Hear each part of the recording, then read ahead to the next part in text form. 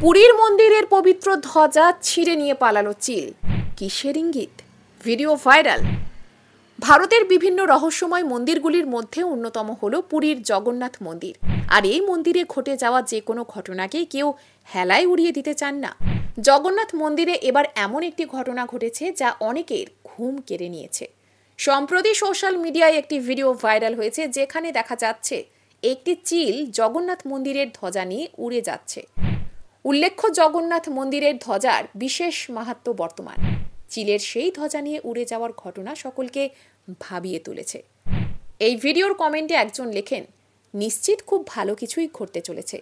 পাখিদের অনেক গুরুত্ব রয়েছে এবং তাদের সঙ্গে অনেক ইতিবাচক সংকেত জড়িয়ে রয়েছে হিন্দু গ্রন্থাদিতে। তবে অনেকেই আবার একে বড় কোনো বিপদের সংকেত হিসেবে দেখছেন। আগামী দিনে বড় কোনো বিপর্যয় ঘটতে চলেছে বলে অনেকেই মনে করছেন। আপনার কি মনে হয়? অবশ্যই কমেন্ট করে জানান।